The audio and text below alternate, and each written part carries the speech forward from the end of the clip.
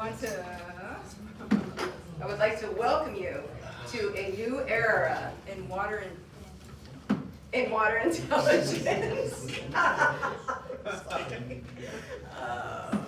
Driving collective action everywhere. What's that? I don't know. Is there a requirement? Do we need to? I think we can hear each other. I wasn't sure. I can Recording. project from here. Okay. Is everyone good projecting? All right. Can everybody hear me back there? Wonderful. That wasn't working. So, what's that? It is also recorded. I don't know if it's recording. Okay, good. Yeah, so welcome everyone. Thank you for staying to for the last session. We already applauded for that. Welcome to a new era in water intelligence, driving collective action. Who here knows what the theme of the UN Water Conference is? Accelerating action, change, accelerating change. So we were tested in another session earlier, so I thought I would carry that tradition on and see how many people knew. That is our goal, driving collective action, accelerating change. And we're talking about water intelligence. Next. So my name is Faith Sternlieb. I work with the Lincoln Institute of Land Policy. Who's heard of Lincoln Institute? Oh, a couple people, great. I just heard about it. Just now from me, right? So I am Associate Director for Stakeholder Engagement for the Internet of Water. And the Internet of Water is an initiative that started at Duke University and moved over, part of the team from Duke University moved over to Lincoln Institute, and we are housed within the Center for Geospatial Solutions. So just to give you a very extremely brief history of Lincoln Institute, it traces its origins back to John C. Lincoln, Cleveland industrialist, inventor, investor, who established the Lincoln Foundation in 1946. So yes, no one has to do the math, we are 77 years old. We just celebrated our 75th anniversary. He was intrigued by Henry George. Show of hands, Henry George? Okay. He basically wrote a seminal book on progress. It's called Progress and Poverty, and wrote about land ownership and taxation, and we have been following suit ever since, and we have incorporated climate change, and we have incorporated water into our mission. And we support other institutions in the teaching, research, and publications of information about George's work and beyond. In about 2017, the Honorable Governor Secretary Bruce Babbitt, Secretary of the Interior, he was on our board. He was just about stepping off, and then we started a new center in Phoenix, Arizona called the Babbitt Center for Land and Water Policy. So that is an integral to the work that we're doing. And so we have followed suit with our work throughout Lincoln Institute. So I just wanted to give you a little bit about the Lincoln Institute, since many of you are not familiar with that, and a little bit about Internet of Water. We work towards modernizing data systems. Notice I did not say democratizing data systems. I said modernizing, very intentionally, by building hard and soft data infrastructure, by empowering communities. We just heard 2 sessions right before us, the Water and Tribes Initiative session that was right after lunch, and then right before us was the Women in Water Diplomacy Network session. Talk about empowerment, right? So those communities and beyond, that's what we're talking about, empowering communities by creating an enabling environment through building capacity and training, and then building a sustainable network of people. And that sustainable network of people is actually all of you and us. It's all of us together, collective. And that's the collective action. So just wanted to take you through a little bit. We're gonna go, just did a little bit introduction. I'll say a few more words, speaker presentations, interpanel, we're going to have an interpanel discussion after the presentations, and then we're going to open it up for audience because we really do want to hear from you. This is going, we hope this to be an interactive, dynamic session. Next, please. So this is, I think, Kim, this is your first slide. Next one, yep.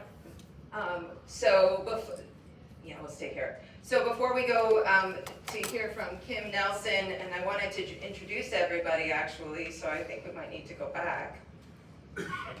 Okay. So we're looking at what's collective action, right? Well, first of all, what's water intelligence? So we're going to hear about that. We're going to hear about data, and we're going to hear about all the different things you can do with data and how that contributes or not to water intelligence. How to shape water intelligence? How does it evolve? How do private, government, academic, citizen sectors work together? And how do we promote that collaboration? What role do you all play? What is our role? What are the role of the different sectors? And then how can water intelligence best be used for collective action and positive outcomes? So we're going to talk about all of that, especially as it relates to water quality, water quantity, as we talk about water data keepers or water keepers. I added that. I'm gonna trademark that. Yeah. You can. Water data keepers, I love it.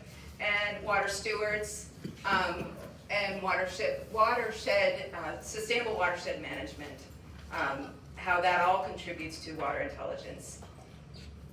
So I would like to introduce the panelists. Actually, can we go one step back? I'm not going in the right order. Step forward. Where's everyone's name? Okay. So I'm happy to introduce Kim Nelson from True Elements, who's going to tell us a little bit about herself and True Elements and what is water intelligence. Great. Thanks, Kim. Thank you, Faith. Try this one. Would you like me to use this one? Okay, there we go. I will use this one. So thank you. Yes, I am with True Elements. I'm the Chief Operating Officer, and I've been with True Elements about a year. My background is 26 years in government with the State Environmental Protection Agency in Pennsylvania and almost 5 years at EPA. Then I went off to Microsoft for 16 years. So now I'm back at True Elements where I can combine my environmental experience with technology. So let's talk a little bit about why we're here today, and we'll get a little bit into water intelligence. Let's go to the next slide. So you're going to see there are 3 themes up there I want to touch on. One is trust, one is resiliency, and one is security. And we'll work through some of those. And I think one of the themes you're going to hear a lot today is about trust. So we'll go to the next slide, and I want to share a quote with you. I actually had my presentation done completely, and then I read this blog last week by some public sector individuals at Deloitte, and I tend to lean public sector because of my 26 years in government. And one of the things in the blog, they talked about 3 things: trust, resilient communities, and security. And they said the 3 most important themes in government today are these 3. Now, they talk to security about cybersecurity. I'm talking about security in terms of water security, which is key to this conference. So let's move on, and we'll touch on a few of those topics and why that's important to the conversation we're having today. So we've all been here. How many people started at 7:30 this morning with sessions? Okay. You do look weary. How many people in all those sessions saw this quote regarding 90% of climate impacts are experienced through water? Somebody said that in your session today, and I dare say it was more than once, right? So the key is, we're here talking about water because that's the way we're experiencing climate change. Things are getting wetter, things are getting drier, things are getting more intense, all related to water and the issues associated with water. So we know the climate crisis is is a water crisis. So what do we do about that water crisis? And so at True Elements, we're really about looking at water and understanding that a water resilient future really depends on water intelligence, having the right information to make the decisions we need to make. So the purpose of our company is really, while water is very, very complex, right? It's inherently complex, and like somebody said probably multiple times today, if this were an easy problem, it would have been solved, right? So it's very complex, it's ever-changing, it's dynamic. Our goal at True Elements is to try to simplify information about water as much as possible so that people make the best possible decisions. And we do that. Our goal is to build a platform, a digital platform, that can be accessed by as many people as possible. And our goal is to create an incredible network of users, because the bigger our network, the more users, the more valuable the information is to everybody. But if we have that digital platform that we were trying to create, what we want to do with that is we actually want to make it easier to understand, so you can visualize the data, so that you can do analysis using state-of-the-art models and algorithms, and that you can do predictive modeling, which is really important. It's one thing to understand the condition of the water today, conditions of water situations today. It's much more important if we're going to build resiliency to understand the future, to do those predictions so we can be proactive. So let's go to the next slide there. The thing that really encouraged me to leave Microsoft after 16 years and join True Elements was this notion that I really think the world is starting to see the importance of water. Look at where we are today, right? Forces are really starting to align to address water. And I really think we're at the tip of making a big, big difference. Just in the last 24 hours, looking at some of the speakers and hearing some of the speakers today, I was so moved by the emotion that so many people experienced. Wow. Talk about emotion.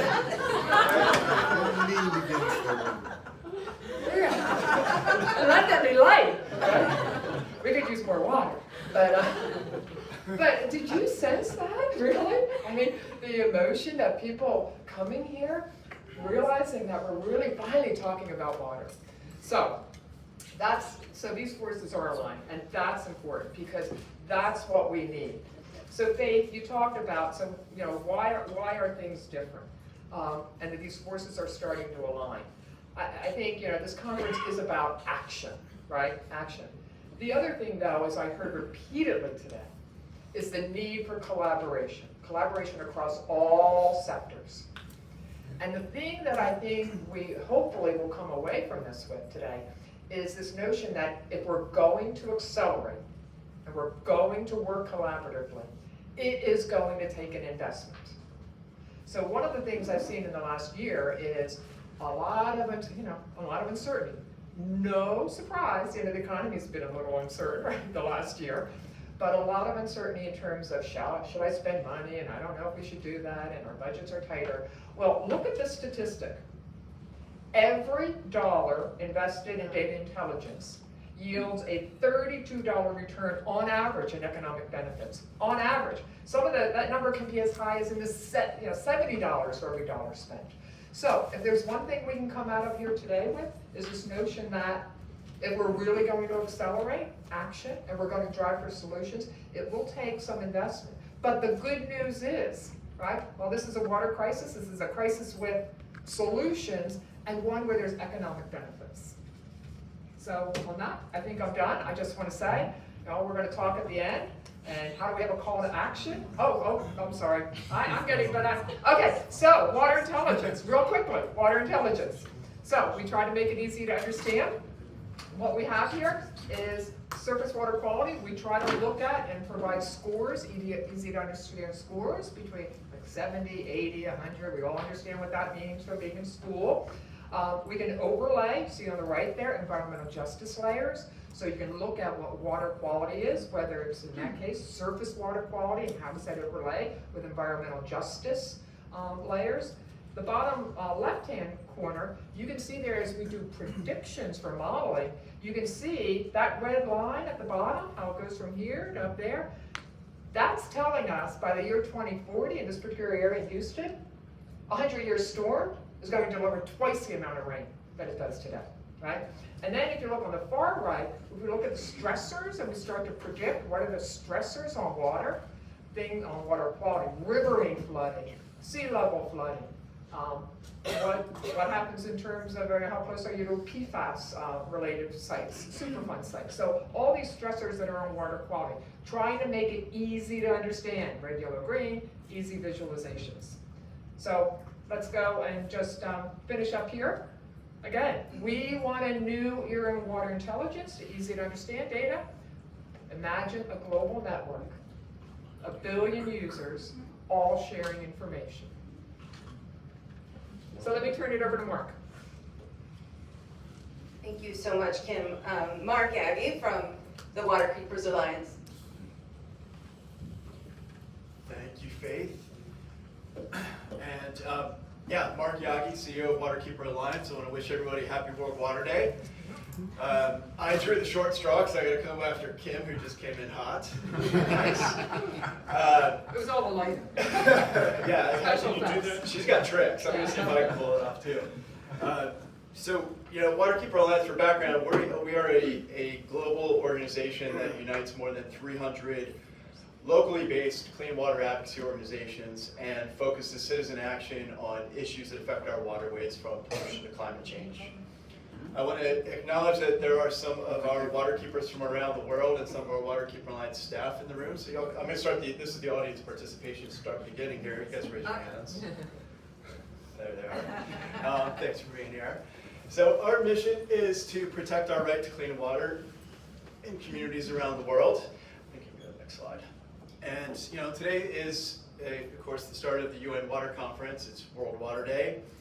And we all know that water is our most precious and most important natural resource, but yet, we are dumping 2 million tons of industrial, agricultural, and sewage waste into the world's waters every single day.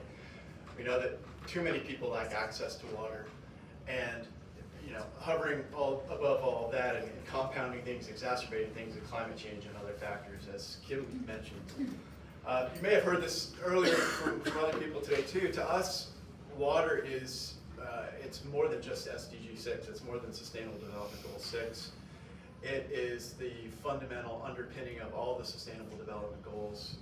And I can't imagine how we as a global society make progress on things like hunger, poverty, peace, equality without water. You just can't. And that's why it's disturbing when the UN Secretary General said that we're alarmingly off track in meeting our water goals, and it jeopardizes the entire sustainable development agenda. And so that's why the theme, as I think as Faith mentioned, is accelerating change. It's a big problem that we don't have enough data, that not enough of our waterways are monitored. Here in the United States, something between 65 and 75% of our rivers and streams are not monitored by government. That's like 3 to 4 million miles of rivers and streams. And a lot of times citizen scientists, I'm talking today about the role of citizen scientists playing in this whole thing, and so citizens often fill in the gaps there. And conversations I have with brands, with corporate partners, with other NGOs, with government officials and others is, a lot of times the conversation comes down to that lack of data, and it's a big issue because data drives awareness, data drives informed decision making, and data drives change. And so, where Kim's talking about their work with technology and AI, and we have a good synergy with each other because we recognize the importance and value of technology and AI in this process, but also recognize the importance of citizen scientists and the role that they play in it. And one of the things that we do the things I think about in terms of this, in terms of data and how citizens play a role, is ensuring the data is comprehensive, that it's understandable, that it's accessible, and that it's trustworthy. And one of the ways we do this is a lot of the NGOs that I work with deploy armies of trained citizens to go out, and they can sample in places that might be hard to access. They gather data from those waterways that aren't being monitored, and they often gather data on emerging contaminants more quickly and earlier than government can. And they play a role in that way, but also in terms of making it accessible and understandable and trustworthy. Those are really key parts. So I think citizens science and the NGOs that work with them help increase trust, and they add in a layer of accountability. And you know, that it counters some of the challenges that we've all experienced. A lot of us have experienced is, you know, for one thing, a lot of data is in a way that's so Byzantine and hard to understand that the average citizen doesn't know what parts per million or parts per trillion means or anything like that. You can't understand it. Even if you get a CCR report from your water utility, most people are like, what does this mean? I don't know what any of this stuff is. And so we play a role there, but the other situation to counter is that I've certainly experienced multiple times is data being suppressed, and also data being hidden or stonewalled by freedom of information laws, which can make you jump through a million hoops and seemingly take forever to get the information that you're looking for. And we try to counteract that because we want to shine a light on the data, make it transparent, make it open and accessible to people. I want to say when citizens share data when citizen scientists and the NGOs they work with, yeah, I forget about slides. When citizens share data with communities, it allows those communities to be able to address immediate concerns and also help shape their future. And ultimately, at the end of the day, when we talk about having this robust, comprehensive, accessible, understandable, trustworthy data, we're picturing a world where citizens have things at their fingertips, and they can understand it. Where NGOs are able to have the data they need to drive collective action. Where governments have the data they need to make important and smart public policy decisions. Where brands and corporations can make smart decisions with their money. Where investors can make smart decisions with their money. But at the end of the day, that data, having that data and being able to drive that type of decision making and change is something that's going to help us make more progress on SDG 6 and then ultimately all of the sustainable development goals. I think I'm turning it to David. Let's see. Thank you so much, Marc. David Lehrner from the Arava Institute in Israel. Will you please tell us about yourself and you know, what do you see for collective action with water intelligence? Sure, thank you. Thank you very much, Vic. And it's great to be on this amazing panel and having all of you here at the United Nations. I often say that water is not the scarcest resource in the Middle East. The scarcest resource in the Middle East is trust. We don't trust each other. Just a little bit about myself. I grew up in North Carolina. At the age of 22, moved to Israel. Moved from the green and water-filled state of North Carolina with beaches and mountains, and moved to the desert. I moved to a kibbutz, a communal farming settlement in the middle of the desert where we don't have a lot of water. And I've done a number of things in my life, but for the past 20 years I've been affiliated with the Arava Institute for Environmental Studies because we believe that the environment can't wait for peace between Palestinians and Israelis, and because we believe that working together on solutions for the environment builds trust. The Arava Institute was founded in order to advance cross-border environmental cooperation. And through this cooperation, we hope to find the trust that is really lacking, making it very difficult for people to work together, to collaborate. And so under those difficult circumstances, the Arava Institute brings Israelis, Palestinians, and Jordanians together to learn that nature knows no borders. Now, what do I mean by trust? I'll give you, great examples. There's a gap of information, data, that that is sort of hard to fathom, that Israelis and Palestinians cannot agree on some of the most basic numbers around things like how much wastewater is produced in the West Bank. We have the literature from Israel states one number, and the literature from the Palestinians states another number. I'm here today with some colleagues. We were all together last week in Cyprus, where there was a meeting of water experts, Palestinian and Israeli water experts, who couldn't agree on how much water could be sustainably be taken from the shared aquifers that Palestinians and Israelis share. And this lack of belief and this lack of trust, of course, makes it almost impossible to manage our shared water resources in a sustainable way. And obviously, the main source of that lack of trust is the conflict, the political conflict that has been going on for many, many years. But that, unfortunately, has politicized water, the most basic resource, and one that we cannot afford to politicize. I will say that the Oslo agreements were an attempt to bring peace to our region, and have long since fallen apart.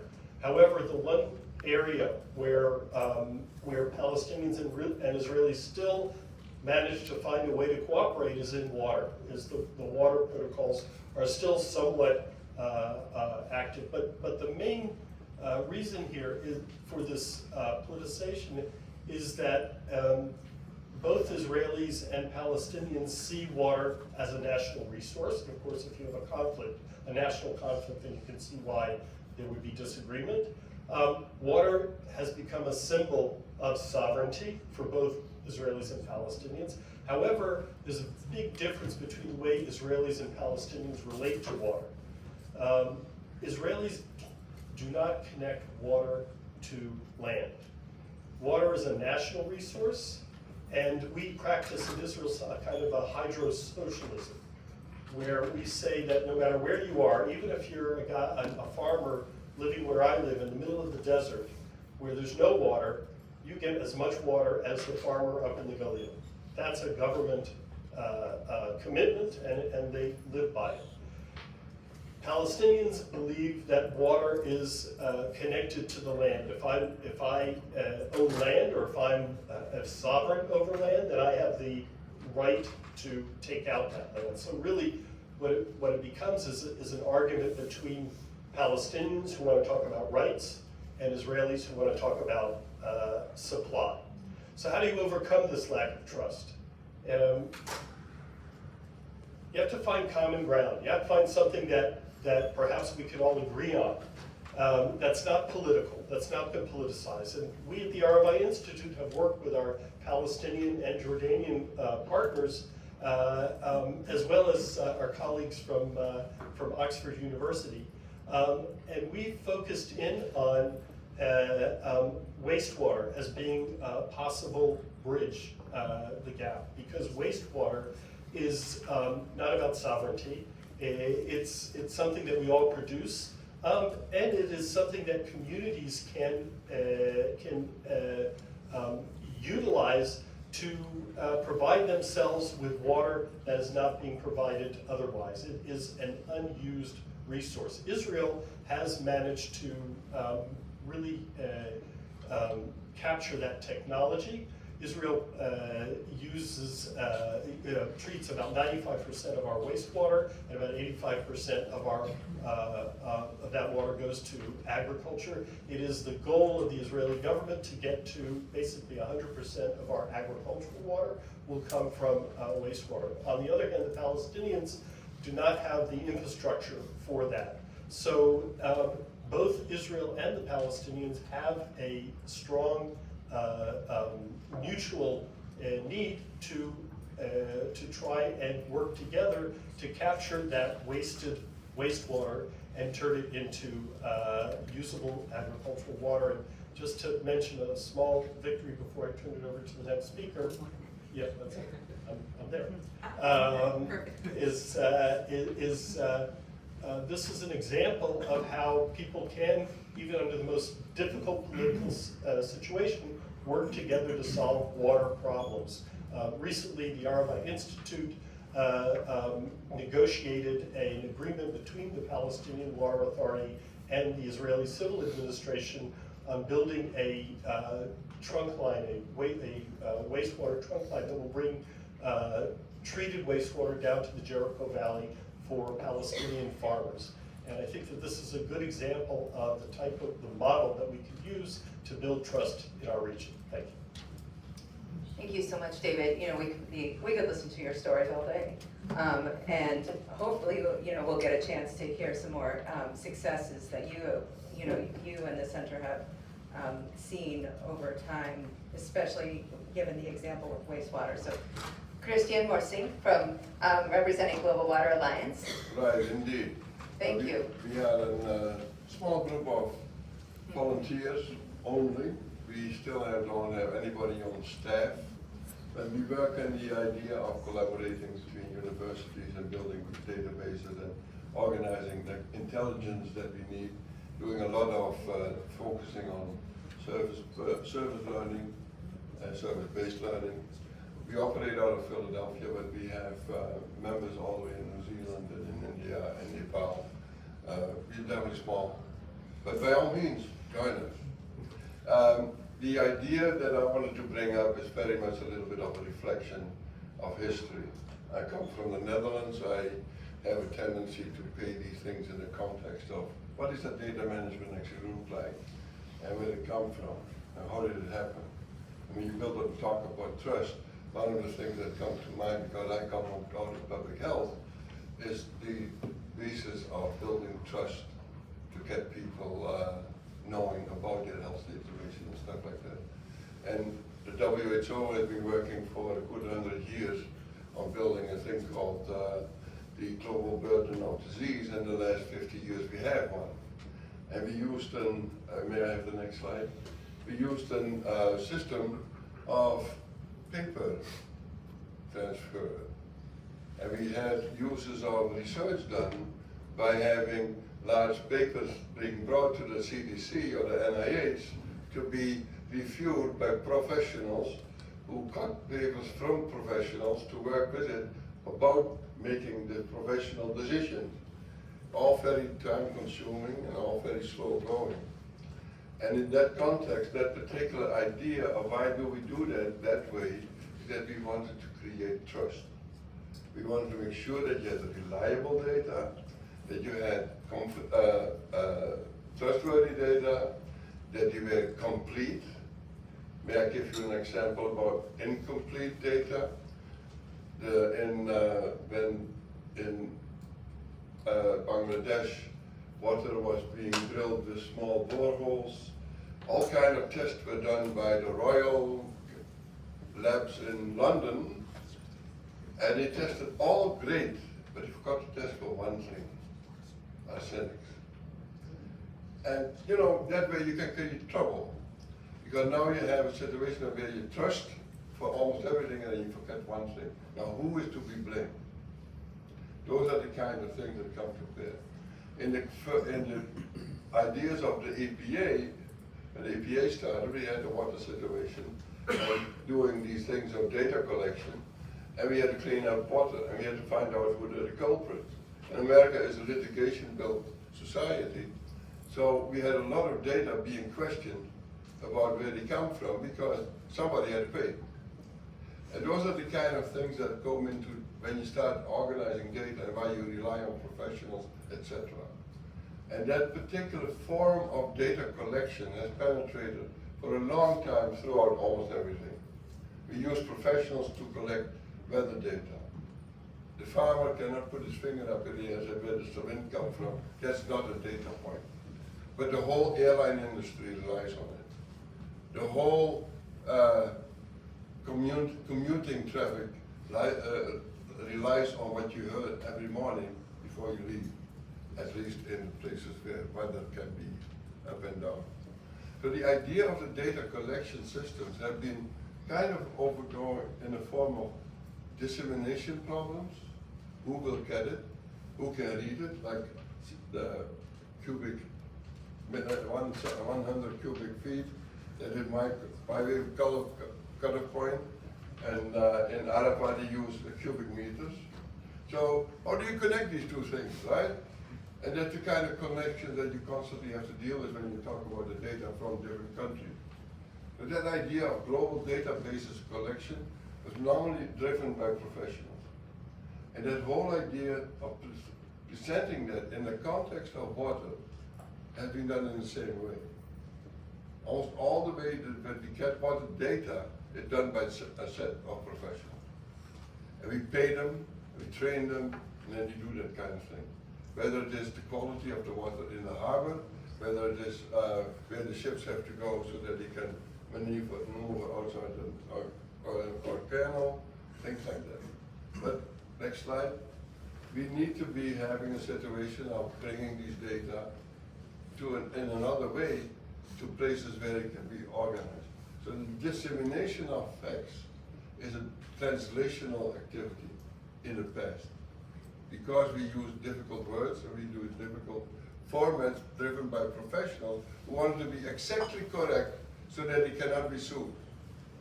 But the whole notion about all these things is that also a lot of these data are proprietary. We invest in it, if we own it, we sell it to you. Those are the kind of things that come to a head start when you look at water. Because water is shared by everybody. Water is a commons. Water is something that we need to understand in a different way than a commodity. When you start in terms of these kind of things, I myself, and it's the next slide, I was carrying their water to show ladies what it actually means to carry 50 pounds of water, right? Because most of the ladies in that APHA conference could not carry it. So little things about show and tell. Not a data point, but nevertheless a good element. I could get data points out of it if I so want. The point of that I want to make is that we have a quantum leap in the last 20 years. This particular thing, all of you have one. Show me one of you who has not an avid visitor today. Or all of us. Got two. There you go. So, and then we have that machine. He cannot talk at this very moment with Israel if he wants to. Or for that matter, with the West Bank. So the whole point is, we have a quantum change. And with that quantum change comes a totally new way of thinking about things. And that's where I have total ideas about democratizing data, getting to the places where we don't have them, and create them, and let the democracy happens of everybody reading everybody's data and working with it. That's more or less what I want to say. You can go much further, but at the end of the day, what these guys want to do, they still need to do the trust thing. No fake data. And if you look at my last slide, my grandchildren do not know what phishing is. They know what phishing is. Thank you so much, Christiaan. I think you hit on two really important points. First, and David, you also hit on this, is that what are data points without people, without stories? You know, I personally get excited to talk about data, and so maybe some of you do too. I think certainly our esteemed panelists do, but I have often started talking about data, and there's the glaze. You know, there's have you all seen it? The glaze over, and so we need to be telling stories about what the data mean, why it's important to collect, and how to use it. What questions do those data answer? And we heard some stories here today. One of the things I want to follow up on with the other panelists, I'm throwing this out in left field here, so I hope you all can catch it, is, Christiaan, you touched on what is a new era. I would love to hear from the rest of you, what does that mean, a new era? can you elaborate or expand on Christiaan's idea about this quantum leap that we're taking? We have, we have our cell phones. We have all kinds of ways to collect all kinds of different types of data. What's the new era? Who wants to go? Should I call on you? I'll go. Nice. Yeah, I'll say something. And since you're going to go first, can you also touch on AI? Your colleagues want to know what the role of AI is in a new era. Shockingly, that was going to be my answer. So,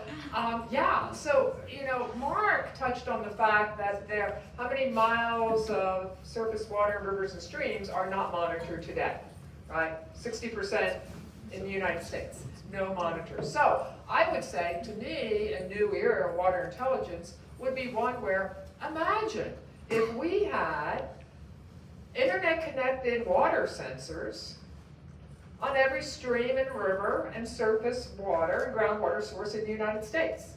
Okay, let's put that out there. If we actually, because sensors today are much cheaper than they were when some of those sensors were put in. So that's one thing. Imagine if we had a whole system of water quality sensors out there. Now, take it to the next level. Those sensors connected to the cloud with predictive models in the cloud. So that's where the artificial intelligence comes in, right? It's one thing to collect information about what's happening now, but the predictive models, right? Using artificial intelligence to create statistical algorithms and data that actually predict future outcomes based on historic patterns, and they're continually learning. To me, that's the new era of water intelligence. Because then we know what's going on, and we can predict and continue to refine our predictions so that we can be proactive.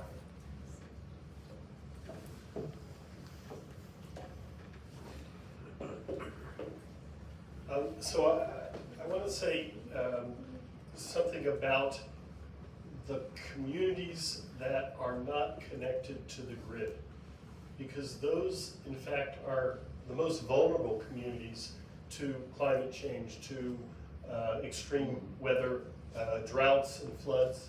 And there are billions of people all over the world, including in countries like Israel, and certainly in Palestine and in the United States. And all over the world there are vulnerable communities, whether they be in villages or they be in urban slums.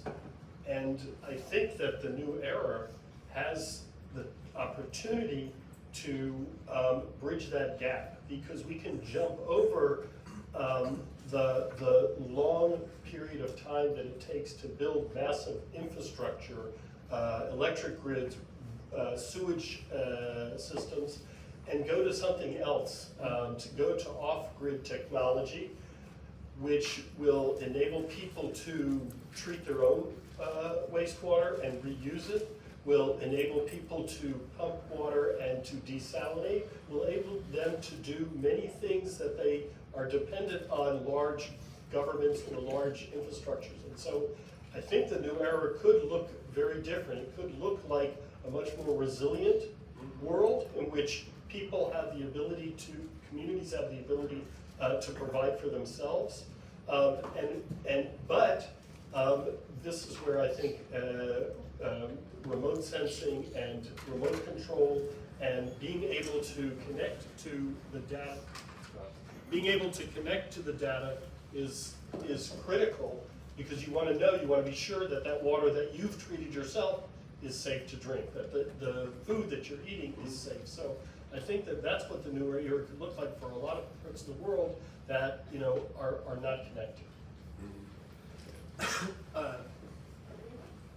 Yeah, well, all right, so you made a baseball analogy, so I would say new era makes baseball caps. But seriously, the new era, I mean, I agree with what both of them said, is getting... And everybody here is going to get a Waterkeeper baseball cap? Yes, so yeah, check. Put your card in here, we'll send you a letter. Getting the information to the communities and putting power in people's hands to make decisions for themselves. I think that's our fundamental philosophy in our organization, which goes back for 60 years with the original fishermen on the Hudson River, has been that change happens at the local level. And we've got to be able to have the information at the local level and make decisions for our future. May I give you a little example? In Cameroon, I see the female farmers up on Northwest Province using their phones to get the prices for the commodities that morning. And so they know how to get into it. They may not be knowing the complete commodity market worldwide, but they know very well what they are going to ask for when they get to market with their product. With a little bit of training, these same women can also check the quality of the water before they drink it. That whole idea of using this type of technology can be done immediately. But you knew there is some literature need to be done. Some knowledge transfer needs to be happening in order to make it happen. But we are on the brink of completely democratizing this kind of working with water in a form of clean water, safe water, and trusting the people that get the water from. Christiaan, I'm going to put you on the spot since you said the word democratizing data. Can you tell us what you think, how democratizing data fits into this new era of intelligent water? Yeah, as far as I'm concerned, I understand democratizing, just like when I think about patients and stuff like that. Patients reporting, doctors reporting, everybody reporting about the disease situation, and then also sharing these kind of data back. And then not with this emotional thing by itself, but by the way they can actually translate that into some type of action. The idea of, for example, what happened with COVID is full of political dynamics. So you have the data, you have the facts, and it gets politically translated. What has that to do with knowledge? How much knowledge do you need to be able to do that? So there's a political component to that. And there is an understanding and knowing about it. So the idea of democratizing data is making it sure that everybody can contribute, that everybody has insight in how the data are analyzed and unpacked and aggregated, so that what comes back as a benchmark or as a trend analysis, that it can also be understood by them, and that they can trust it. It's not only, one of the biggest problems that we have at the moment is that lots of these databases that we have are concentrated in certain parts of the world. And in other parts of the world, they're totally lacking. This can translate that, and then breaking up the network, having solar panels. It's amazing what you can do when you go off grid. Everything gets reconstructed and deconstructed. Engineers may not like it, but we see an opportunity to get the use of the clean water situation much faster in almost every place if you start using this kind of technologies in our field. Yeah, Faith, if I can just add, I think one of the things Christiaan's saying, and really important, and we touched on a little bit, that was also, I touched on the technology component of this, but the other is the human component, right? Marc, getting citizen scientists out there, Christiaan, getting people who are contributing the data. Just an example, if we really had this kind of data readily available, how many people here check air quality on some regular basis? You're looking at weather, you're checking air quality, how many? Just raise your hands. Look at that. Maybe you're doing it for yourself, you're doing it for your children's health, right? And so every day you look at the weather and you're looking at air quality. Imagine if we were doing that with water quality, just as you were saying, every day, that people understood for their daily activities what the water quality was, whether it's drinking water, surface water quality, or whatever. That's the place where we need to get. Great. So you all paint a pretty rosy picture.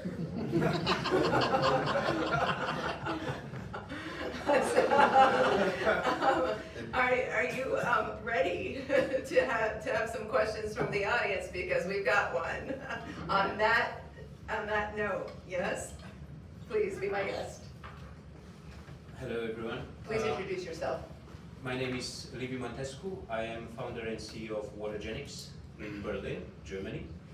And I would like to address very quick two dimensions. One is economics and the other one is technology. And two tensions that I spotted from this discussion within these two dimensions. In the dimension technology, the tension is between, it's beautiful to have and to imagine this network of sensors everywhere and collecting this data for us. But from a technological point of view, we are in the Middle Ages in water analytics. Other than electrochemical EC, we cannot measure something reliably in real time. There is Brook right there in the back from In Situ. We are startups, a couple of others in US, a couple of others, putting a lot of effort in Europe. We are not taking serious. We are not invited to tests. We are not incentivized, paid for our work. Second tension in the second dimension is the economics. Christiaan, you mentioned water as a commons. I cannot agree more. My first article published on commons and on the tragedy of the commons dilemma was in 2006. I made my PhD on it. But you want the citizens to collect the data and to put it there on the platforms. Fine. Marc mentioned this very well. How you incentivize these citizens and these actions in order to put the data up there. Who will do this? Thank you very much. Thank you. Who wants to take that on? I'll take on the citizen part. Excellent points, and I can say from our experience, there's generally a pretty strong thirst out there for people to participate and volunteer. They want to get out and be a part of their community and be a part of the solution. I think the biggest barrier is resources, and that's for them to participate. In two buckets basically. One is the equipment needed, depending on what you're testing for, right? You can be testing for bacteria, and as I was saying earlier today, we're going to be tonight giving one of our waterkeepers from Senegal an IDEX machine, which will help him go back to Senegal and be able to test for bacteria. But he wouldn't normally have the access to $4,000 to $6,000 in his budget to be able to buy that piece of equipment otherwise. And if you wanted to do other parameters, you need to go to a lab. And there are not a lot of labs all around the world. It's expensive. You could pay $400 for a sample on PFAS, for example. So it's resources to be able to get the equipment to groups to be able to do the sampling. They want to do it, they just need the equipment, and they need the training. And the training is, it can be done virtually a little bit, somewhat effective. It can be done when you bring people to a conference like this, and we could all go out to the East River and take samples together. That's one way. The most effective way is going to be to do it in their home watershed, where it's really going to be retained and really be meaningful and powerful. That takes resources as well. That's one of the biggest barriers we have, but we've got lots of interest, and I think, we have this hand, he's with the Hackensack Riverkeeper, which is local here. They've got tons of people that want to get engaged and take samples. Yeah, I actually want to ask a question, not answer one, because I agree with you. I agree that, to me, it still boggles my mind. We have the ability to communicate. We have these things. What we don't have is the technology to, in the field, be able to test the things that we need to test. We have to send it back to the lab, which is expensive, often not even in the same country. Can you tell us, why is this so hard? Why is this, I'm an economist, I don't know anything about technology. Why is it so hard? Why, we got somebody to the moon. Can't we figure out a way that anybody can go down to their river and put in a stick and test all the things that we need to test? Precisely. So the technology is there. This is the good news. In order to manufacture it, it costs a lot. So we need to bring the costs down. For that, we need demand. And you guys over here, right, who in your different fields of action have access to this demand, we should congregate it and bring it to a common point where say, hey, In Situ, right there, they work on very good technology, some of it similar to ours. Watergenics in Berlin. They have we provide technology for the worst water on planet Earth. This is acid mine drainage in the mining industry. You have pH ranging from 1 to 3 at best. All right? We're talking about sulfuric acid. Imagine if the amount of development we put in coating our probes that stay in the water. Of course we can't do this for the rivers. We need the demand. Gives us at least letters of support. Don't respond on the emails after 1 month. Just to say that solar panels, the price of solar panels has dropped dramatically because of demand. Please, exactly. You don't need a PhD in economics for this. No, but you need to know some economics. I do want to open it up for other questions. Yes, in the back Yeah. first, and then Okay, Johan, one moment. Sorry, just when you're not using the microphones, you could close them. Okay, Yeah, just great. Everybody close their mic. Okay. Well, I'm Johan Kling. I'm from the Swedish Agency for Marine Water Management, and I happen to be responsible for the management of the lakes and rivers and coastal areas in Sweden.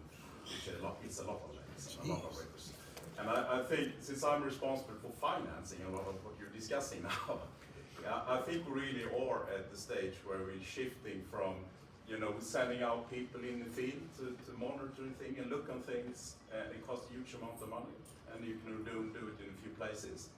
We are now starting a work to develop a digital twin of the rivers and lakes. And then we can put all that information we get, including citizen science, which I think has a huge future by using, you mentioned mobile phones or whatever, Internet of Things, something. But I think there is a few barriers we have to pass. And then one is we don't have standards to describe a river or lake. And so if I talk with someone in Europe, which I do a lot, which in the same field, we cannot describe the river in the same way. You collect the information differently.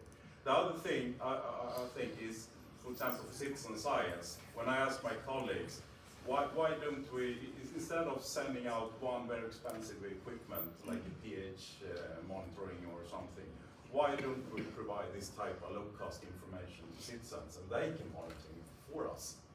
I think there is a lack of trust for that type of information. But from my point of view, it's better to have 1,000 observations compared to one high scientifically correct information. It's much better to just get more information into the same place. And the third thing I think is a problem is the security. We are in a different world right now. So I can't show you the bathymetry of the coastal areas. It's top secret. And that is getting more and more problems to get this information into the science. But my question is that something you have considered, the standards, for example? Because that I think is missing. We were just talking about it this morning. Oh, great. You saw it. No. In fact, I'll just comment on one of the things that I heard from our conversation this morning as democratization of data roundtable, was that there really is a kind of a lack of leadership. Who is going to create these standards, or who is going to take the charge? Kind of fly the flag, where others will lead and say yes. Let's create common collective standards, because what I have found is that there are so many different sources of data, so many different types of data, that I can't even imagine what those standards would be that would hit all of those needs, the various needs. May I real quick follow on this? Sure. So I think the answer here is the automatization of data collection and the technology. Clear. I'm coming to this conference from Kiruna in north of Sweden. So those of you who don't know, is probably one of the most north, is 200 kilometers within the Arctic Circle. Okay? It's one of the most modern mines in the world, underground mines, belongs to LKAB, the state mining company. We also visited Boliden, the biggest open pit mine in Europe, and they were absolutely fascinated that what they can do with monitoring water quality in real time, and specifically certain parameters that they were very much interested in and we could provide. And I follow up on this. It indeed is better have, you know, less precise data, but much of it, so that you can follow the trends. And from here springs then the standardization of data collection, of data aggregation, and then of data delivery. Did you want to comment, Kim or Christiaan? No, I like the idea of standardization and then making the lots of these things around. Some of the items, I'm not a chemist at all, but then in certain situations yet you have to go into really deep. And for example, when you have a thing happening like what happened in Flint, and you have somebody deciding to switch the whole water supply system, and you get a total breakup of all kind of things, then there is a need for kind of a different type of measuring to get it going and then to get the repair done. But in general, I think that indeed, like what we did in the health business, we created a thing called lab on a lab, right? And you do about 60 of the different things that you normally do, and there could be doing 300, but the 60 most ones can do it right there on the spot now as a roller panel. Those are the kind of things that we, I think, in the future go for when it comes to water and water security, things like that. And when you look at, for example, wastewater, because I was going to support ask a question about that, then you can do the same thing with wastewater. And how do you do wastewater, get wastewater into agricultural situation? My grandfather never did any kind of testing of wastewater. He just made sure that he would not harvest until 6 weeks after he had put it. So the whole idea of waste management can be done in ways that we build on tradition, we can identify some of the high markers that we need to find out what we need to find out. And then for the really exotic stuff, we do have indeed a more detailed thing.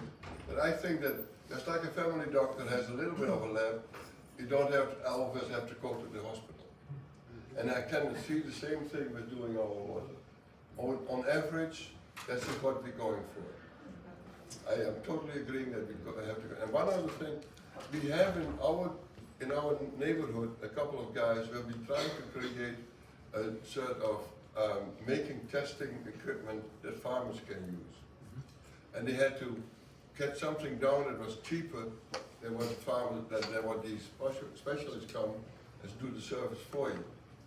And that kind of activity that's being done in these labs is another kind of what I call democratization. Is if you can make the technology issues translated to tools that can be made cheaper, then that way you also have an opportunity to reach out a larger market. You go from specialization to subspecialization, and a little bit of training of the population brings you to that level. So I totally agree with the ideas of going for less markers but more often. And then, Christiaan, I think there was a question over here. I wanted sorry, to give another participant an opportunity. Yes, go right ahead. You're up. Hi, Chris Wilkie. I work with Waterkeeper Alliance, and so Marc is my boss, and so I'm going to ask you a challenging question. Are you planted? No. I'm going to ask you a challenging question, but I'll defer to something he said earlier. So anyway, I wanted to challenge people in thinking about the data discussion that we're having in terms of acquisition of data and dissemination of data, because there's a very important element to consider also, and that's the interpretation of data. Because there's a lot of information that is out there now in metaphorical file cabinets that is never accessed in key decisions. Case in point, my home state of Washington is probably one of the most monitored the waters are one of the most monitored states in the country. And we submit data for the impaired waters of the US. And our #1 pollutant in Washington state is temperature. in our rivers, and we have like 4 times as much data as elsewhere around the country. And our salmon are dying because the rivers are too hot. Data's there, they're not doing anything about it. What do they need to do? They need to actually plant trees to shade these streams. It's not being acted on. So we need to, people who know the data need to engage with the advocacy community and the decision makers to make things happen. And here's my nod to Marc. He mentioned that the citizens are hungry for participation. They're hungry for this information. They don't actually always have to be getting the test tube in the water. They can be given the information and involved in the decision making in order to make the best possible decisions for their watershed, because they actually know what's important. Well, I mean, I love your enthusiasm and also your ideas. In fact, both of you, and all 3 of you have planted some seeds for us to really go forward on this, what is, this collective action we're talking about. So we talk a lot about collective action, and then we get together and we talk about it, and then we, kind of go our separate ways, and then, that collection action kind of dissipates. And so we are very serious when we talk about collective action, and your ideas are really going to help us think about these, these key kind of points right here. We've got we want to know what you would like to see happen after this discussion. We want to know what commitment are you making? Are you making to each other? Are you going to make to us? Are we going to make to you? Right? So we need to follow up. We can't just talk about collective action. We must follow up and make commitments. And we, before we close, I wanted to let you know we are planning on hosting a webinar through the Internet of Water. And what I wanted to say about the Internet of Water is that we are working actually not so much towards standards, but creating the back end for water data to become interoperable. So that, for example, Kim, you suggested, what if we could just search, for the water quality or even water temperature on any particular stream in the US? And we do that in Google. What if we were to do that? So that is actually our goal at the Internet of Water, in conjunction and collaboration with our partners here, to make those data interoperable. And hopefully, maybe we can bypass standards. I don't know. The jury's still out on that.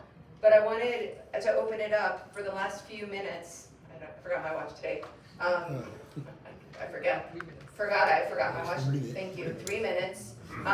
If you guys have out some rapid fire, shoot out some ideas so we can capture that. And then we can compile those ideas and bring it all together in a webinar coming up in a Zoom window near you. Yes. I'm Ethan Grossman. I'm a civil engineer who actually does like democratized data. So engineers do. Where are you going to get, especially in the developed world, where are you going to get the money, the funding to get this equipment and to some extent training and the computers to communicate that information? How are you going to do that? Good question. Are you making commitments? It's one reason I tried to show the data that for every dollar invested, $32 is returned, right? We've got to get that message across so that people want to invest. Go ahead. Hi, Bella Pittman, student at Brown University. So first thoughts, maybe something from the Inflation Reduction Act. I feel like that a lot of funds coming out. My second thought is I would love to see Indigenous involvement in this data collection, because those are a lot of people who do intrinsically care and already do their own versions of citizen science.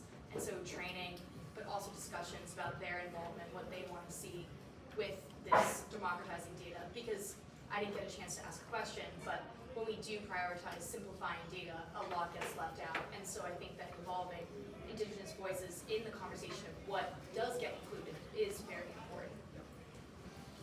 Go ahead. Hugh Carolla from Hackensack Waterkeeper, it's one river over.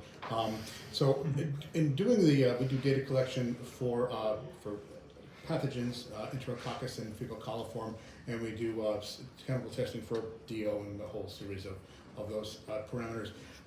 What blew my mind was the numbers we were getting on bacteria. And so I'm looking at horrible numbers back in the lab, but I'm seeing fish, and I'm seeing fish-eating birds, and I'm seeing reptiles, and I'm seeing all, and people are seeing the wildlife, and the river is, yes, better than it was 30, 40 years ago, but how do I balance, not that balance, but how do I teach or show, yes, it's better, but no, it's not as better as we would like it to be, and how do we get to that point where we can take the data, use the data, celebrate the recovery so far, but just kind of make it go to the next level.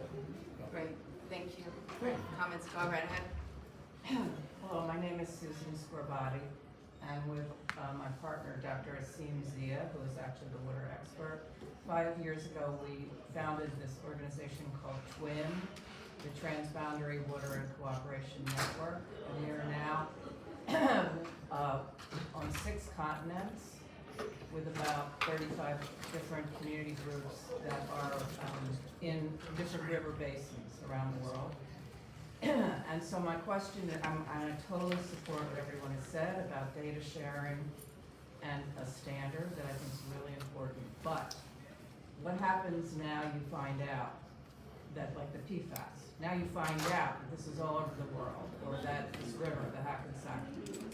I think citizen science needs to also, and this is back to what the person just said a while back, the citizen science also has to address how to do regenerative agriculture, how to have soil health, how to recover the water on a local level within communities. So it's not good enough just to find out that it's bad. No. We know we're going to find that out, right, everywhere. We also need to teach people and understand how to, where indigenous populations for a long time have understood this. That's what I feel like we really have to focus on. Right?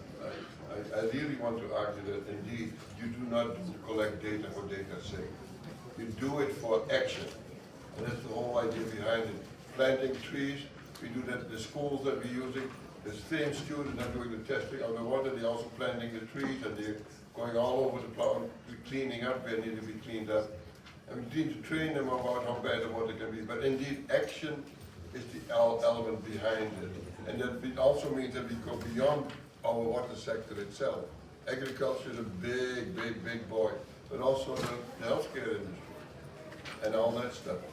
So the whole idea there is indeed data without for data's sake. No, you need to have action.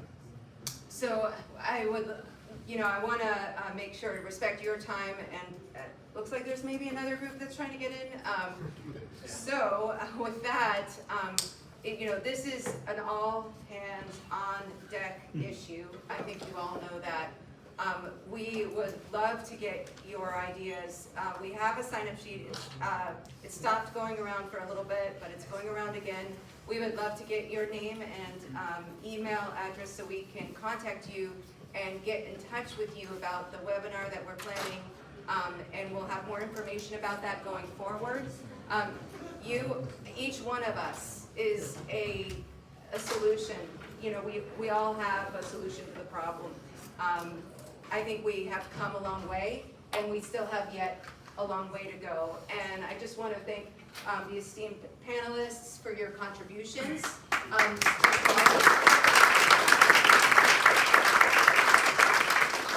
for their energy and vigor and their determination to keep working on the issue at hand. So thank you all so much for joining us. We really appreciate it. Thank you.